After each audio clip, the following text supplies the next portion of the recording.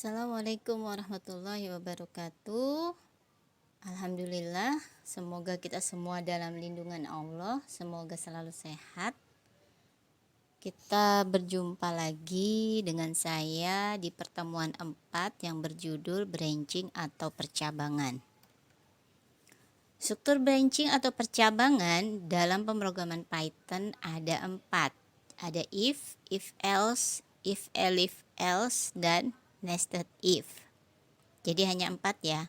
Kalau di algo, di C++ atau di pemrograman lain ada switch case, tapi kalau di Python tidak ada switch case. Struktur percabangan if digunakan untuk satu pilihan, lalu jika true dikerjakan, jika false tidak dikerjakan. Bentuknya seperti ini. If kondisi, jika true dikerjakan statementnya, lalu jika false itu tidak dikerjakan. Contoh, jika nilai ujian lebih dari sama dengan 70, maka selamat Anda lulus ujian. Berarti ini nilai ujian lebih dari sama dengan 70, maka statementnya selamat Anda lulus ujian. Jika tidak, maka keluar. Maka jika tidak false, maka dia keluar ya, di sini N ya. Nah, programnya seperti ini. Nilai sama dengan input, masukkan nilai Anda lebih dari sama dengan 70, selamat Anda lulus ujian. Hasil runningnya tinggal masukkan nilai Anda berapa, selamat Anda lulus ujian. Jika kita memasukkan angka kurang dari 70, contohnya 69, itu batasannya, maka akan false, lalu keluar dari program. Yang kedua adalah struktur percabangan if else. Ini akan diseleksi kondisi jika bernilai true, maka statement 1 dijalankan. Jika bernilai false, maka statement 2 dijalankan. Nah, ini if else ini berarti ada 2 statement. Kalau if tadi hanya 1 statement. Bentuk kondisinya seperti ini. Kondisi statement 1, else statement 2. Kondisi jika true ke bawah, jika false salah ke kanan. Jadi dua-duanya ada statement yang harus dikerjakan, baik benar maupun salah. Menentukan bilangan genap ataupun ganjil. Soalnya menentukan bilangan genap atau ganjil, lalu identifikasi masalahnya di input bilangan yang akan kita mau, tapi bilangan bulat, tidak ada desimal, tidak ada float. Jadi jenis bilangnya adalah integer, lalu outputnya bilangan ganjil atau genap. Ganjil ini biasanya bilangannya itu sisa hasil bagi 2 sama dengan 1. Tapi kalau genap itu adalah sisa hasil bagi 2 sama dengan 0. Jadi contohnya kalau 4 dibagi 2, maka 4 sisa hasil bagi 2, 4 dibagi 2, hasilnya 2, tidak ada sisanya, itu genap. Kalau 5 sisa hasil bagi 2, 5 dibagi 2 dapat 2, sisanya 1, itu ganjil. Maka di sini menggunakan rumus mod. Begin read bill, ini bilangannya akan diinput, lalu sisa hasil bagi 2 sama dengan 0, maka genap. Berarti if i sisa hasil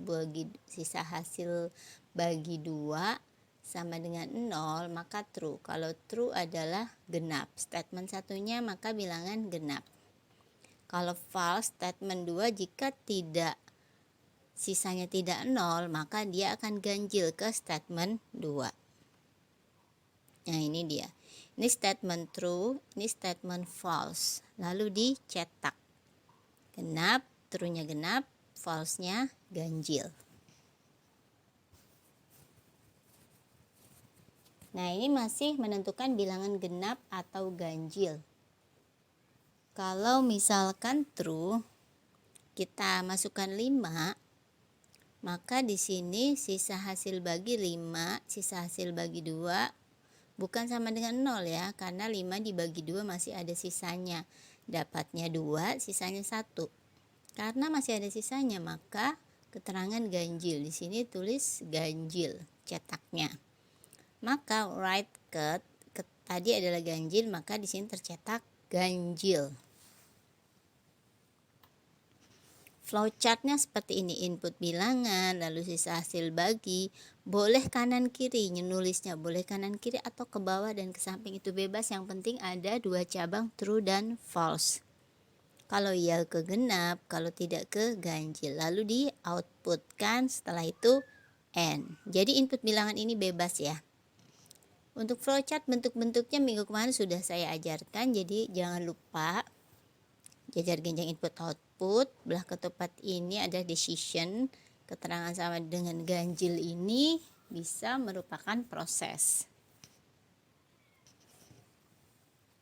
Lanjut ke contoh program if else. Menentukan bilangan ganjil atau genap. Ini masih yang tadi. Bilangan persen 2. Mod itu sisa hasil bagi, persen itu juga bisa sisa hasil bagi. Lalu dicetaknya kalau dia 0 maka bilangan adalah genap. Dalam kurung-kurung ini akan tercetak bilangan yang akan kita input. Lalu bilangan berapa adalah ganjil jika sisa hasil bagi bukan 0. Hasil runningnya masukkan sebuah bilangan misalkan 9. Bilangan 9 adalah ganjil karena dia masuk ke statement yang false. 9 sisa hasil bagi 2 masih sisa 1 karena 9 bagi 2 adalah 4 sisa 1, maka dia termasuk ganjil. 6 sisa hasil bagi 2 sama dengan 0 karena 6 bagi 2 sama dengan 3 dan tidak ada sisanya alias 0, maka 6 adalah bilangan genap, masuknya ke statement true. Contoh percabangan if, elif, dan else. Ini ada statementnya banyak. Bisa 3, bisa 4, bisa 5, dan seterusnya. Intinya dia menguji lebih dari 2 kondisi. Kondisi 1 jika true, lalu jika false dicek lagi kondisinya, statement lagi. Jika true, jika false dicek lagi kondisinya, itu bisa jadi seperti itu.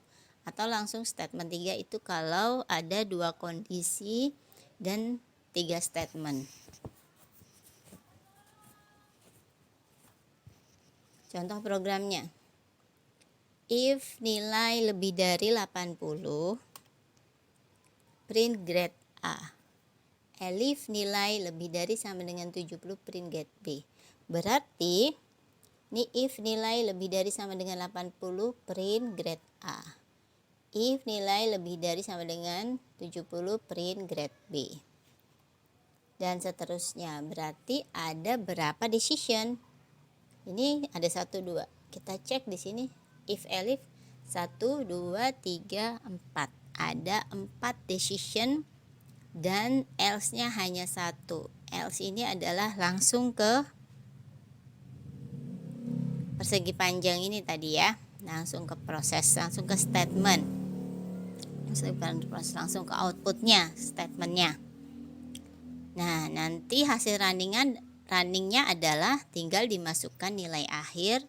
Misalkan saya masukkan 70, berarti dia masuknya ke sini ya, masuknya grade B. Lalu saya masukkan 90, masuknya ke sini, grade A. Lalu saya masukkan nilai akhir 65. 65 ini adalah masuknya ke 65, berarti yang ini, grade C. Nah, itu adalah contoh program if, elif, dan else. Latihan yang pertama adalah kalian tolong dibuatkan flowchart untuk program si grade ini. Buat flowchartnya seperti yang tadi saya contohkan ya, flowchartnya seperti ini. Digambar, lalu dalamnya diberikan if, lalu diberikan print, ini if, ini print. Seperti ini ya, mirip ya. Untuk kalimatnya boleh dilihat di sini nih. Jadi gambarnya yang tadi di if, elif, else, gambarnya yang ini mirip dengan yang ini, hanya ditambahkan kondisinya karena tadi kondisinya ada banyak, lebih dari 2. Lalu tulisannya dimasukkan ke dalamnya seperti ini ya.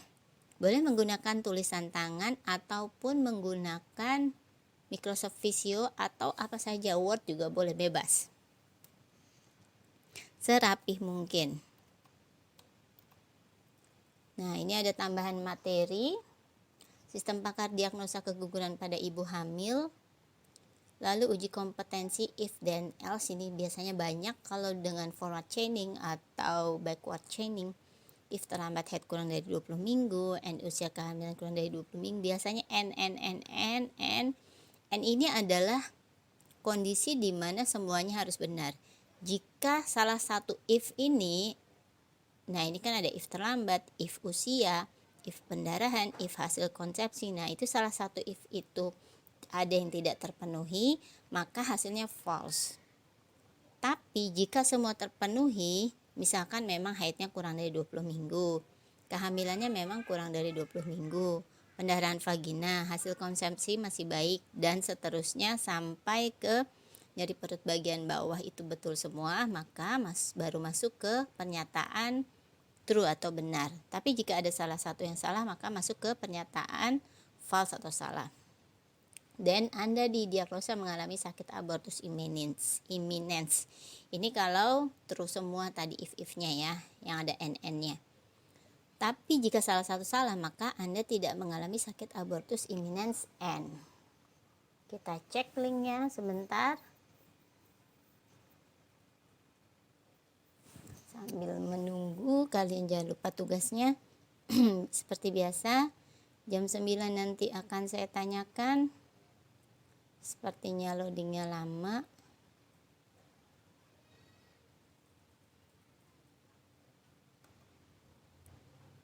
Sudah tidak bisa loading kali ya.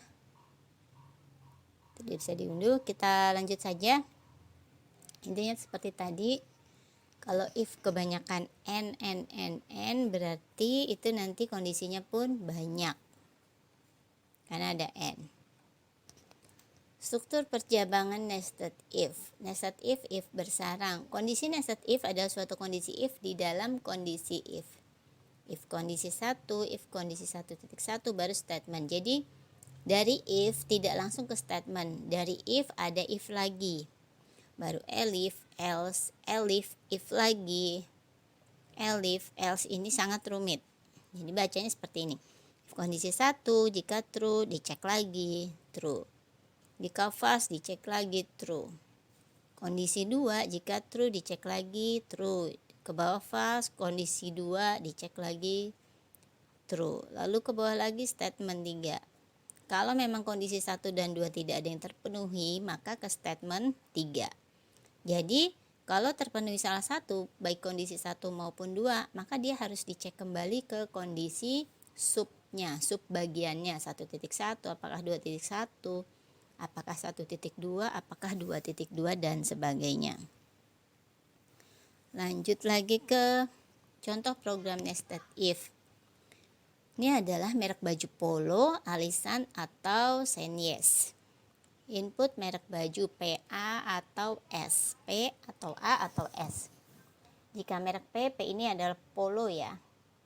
Print merek polo, ukuran input ukuran L, MS. Jadi di input ukurannya, jika ukurannya L maka harganya 300.000. Jika ukurannya M maka harganya 225.000. Jika bukan L bukan M maka harganya 175.000. Lalu tadi merek P, sekarang merek A. Jika ukurannya L, jadi setelah memilih merek kalian pilih ukuran. L 275.000, M 200.000. Jika bukan L bukan M maka 150.000. Merek STS atau Senyes, ukurannya di input mau ukuran yang mana? Ukuran L 250.000, M 175.000. Selainnya jika bukan L dan M adalah 125.000. Nah, contoh program nested if lanjutan. Merek baju dan ukuran diinput dengan huruf besar. Karena dia terdeteksinya if-nya kita cek di sini. Nih, if merek P A dengan M-nya itu huruf besar. Juga ukurannya LMS. Kalau huruf kecil dia akan error, tidak terdeteksi. merek polo ukurannya L 300.000, merek baju pilihnya apa? A.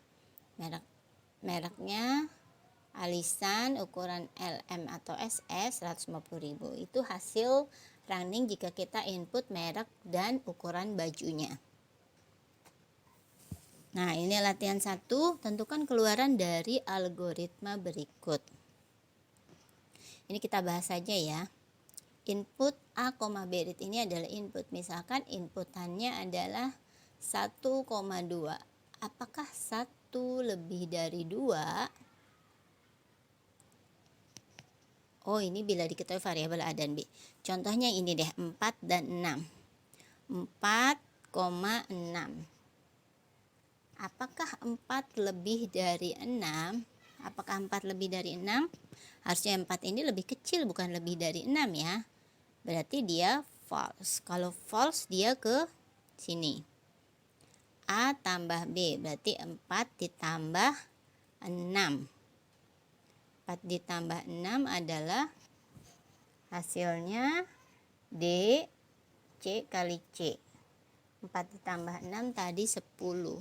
10 kali 10, 20. Berarti hasilnya right C, D. Tadi 4 tambah 6, 10 ya. 10, D-nya C kali C, 10 kali 10, 20. 10,20 hasilnya. Nah, keluaran yang selanjutnya kalian tentukan variabel A untuk 9 dan 6 saja.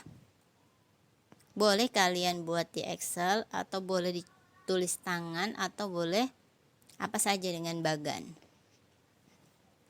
Excel contohnya boleh seperti ini ya. Tadi, nah ini seperti ini nih. Perintahnya apa? Kalian tulis semua dulu. Lalu di sini ada bill, ada cut, ada output. Kalau yang tadi kita lihat ya. Perintahnya apa? Kalian tulis semua. Lalu ada read, ada C A kali B. Saya contohkan di Excel.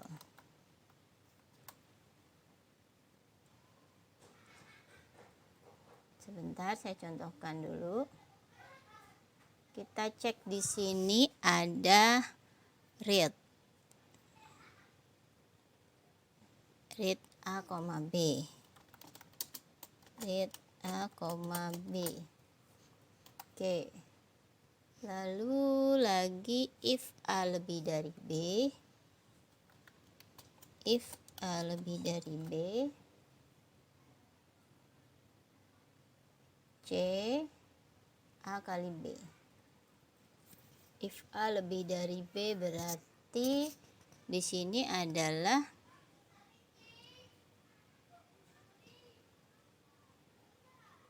C A kali B. Ini kita tutup dulu browsernya.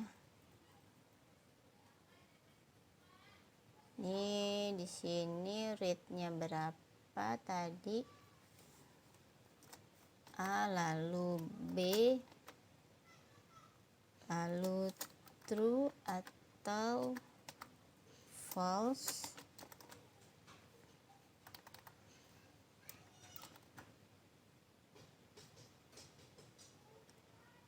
C A kali B. C sama dengan A kali B. Lalu C sama dengan A ditambah B. C-nya di huruf besar.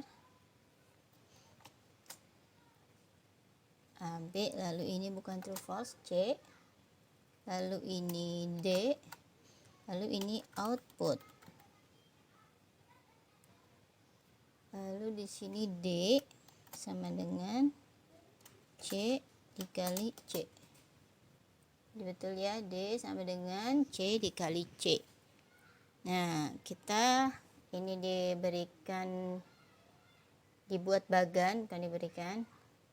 Ini kita biar kelihatan, kita taruh di tengah semua. Ini ke kanan. Jadi nanti semua bisa diinputkan di sini ya. Misalkan read A, B. Tadi kita lihat A, B nya 46. 4, ada 4, ada 6. Lalu if A lebih dari B. If A lebih dari B, apakah 4 lebih dari B? Nah, ini kita tambah saja ini kondisi. If A lebih dari B, apakah 4 lebih dari 6? Sama dengan false. False ya. Jika false, maka ini kondisi true. Seperti ini biar tahu. Ini kondisi false-nya.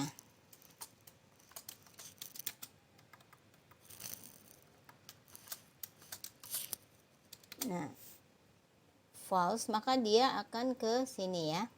A ditambah B. 4 ditambah 6 sama dengan 10. D-nya adalah C dikali C. Berarti 10 dikali 10 sama dengan 20.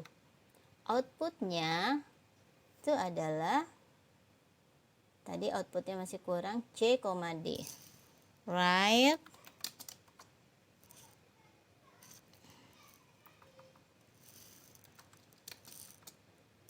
C, D. Nah, ini right. Berarti C, D, C-nya 10, D-nya 20. Nah, itu ya. Seperti ini lebih rapi, nanti bisa langsung dikopas ke Word. Kita lanjutkan lagi latihan yang kedua. Nah, ini juga. Bila diketahui variabel A dan B sebagai berikut. 2 dan 4. 2 ditambah 4. Oh ya, kalau tadi latihan nomor 1 tolong dikerjakan 9 dan 6 ya. Lalu sebelumnya tadi latihan yang pertama sudah membuat flowchart tadi yang grade. Lalu yang kedua, yang ini tadi 9 dan 6. Nah, kita lihat variabel A dan B 2 dan 4. Read A, B 2 ditambah 4. 6 kurang dari 10? Tidak ya, harusnya lebih. 6 kurang dari 10 betul ya. Kalau tadi kan 4 dan 6, 4 lebih dari 6 false. Kalau ini 6 kurang dari 10 betul. Maka A dikurang B. 2 dikurang 4. 2 dikurang 4 sama dengan min 2.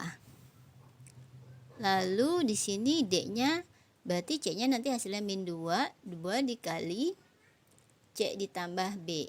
Tadi hasilnya min 2 ditambah B-nya 4. Berarti 2 dikali min 2, kalau kali dan tambah itu lebih duluan kali kalau di matematik ya.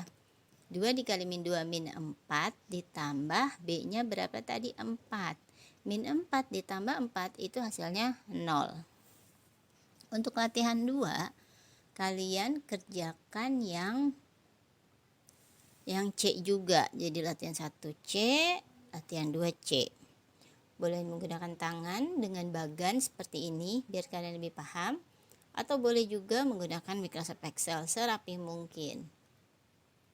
Latihan 3, buat flowchart tidak perlu, tadi yang grade saja. Ini berlakukan ketentuan tarif penyewaan selama 3 jam. Pertama tarif 6.000 per jam. Untuk jam berikutnya dikenakan tarif sebesar 5.000 per jam. Berarti nanti dimasukkan read nanti ada read waktu penyewaan. Setelah dia read, ini itunya ya, jawabannya. Waktu penyewaan setelah di read itu read. Lalu if waktu penyewaan lebih dari 3 jam sama dengan waktu dikali 6.000. Waktu penyewaan dikali 6.000, bukan lebih ya, kurang dari sama dengan 3 jam. Nah, untuk jam berikutnya berarti if waktu penyewaan lebih dari sama dengan 3 jam. Jadi di dalam if ini nanti akan ada if. Untuk jam berikutnya nanti diinput lagi waktunya. Jadi misalkan ada inputan 2 jam, berarti 1 jam pertama di if-nya itu, if 1 jam pertama adalah dikali 6.000, 1 jam selanjutnya dikali 5.000. Ada 2 if ya. Jadi bisa jadi di dalam if ada if lagi. Ini agak susah, tidak perlu dikerjakan. Oke, latihan 4, gaji pokok. Jika produk yang terjual lebih dari 100, maka mendapatkan bonus 20%. Nah, ini nanti gaji pokok 5 juta. Lalu if produk terjual lebih dari 100, true-nya mendapatkan bonus 20% dikali omset penjualan. False-nya 10% dikali omset penjualan. Program Python tidak perlu juga, kalian sudah belajar dasar pemrograman di mata kuliah dasar pemrograman ya. Latihan 5 juga tidak perlu, besar tunjangan 20. Ini jawabannya, memberlakukan penggajian. Gaji pegawai terdiri dari gaji pokok, tunjangan, dan lembur. Besar tunjangan 20% dari gaji pokok. Berarti nanti ada rumus, besar tunjangan 20% dikali gaji pokok. Lembur nanti, lembur ada if-nya. If lembur, jam lembur lebih dari sama dengan 200, lebih dari 200 jam, lebih dari 200, maka statementnya adalah yang dari gaji pokok ditambah 20.000 per jam kelebihan. Lalu nanti ini pajak adalah pengurangannya kalau sudah semua. Program Python tidak perlu. Latihan soal ini kalian pelajari nanti. Oke, ini kalian pelajari, ini mirip yang tadi ya. Nah, nomor 3 itu tolong dikerjakan. Yang ini nomor 3 hanya jawabannya saja.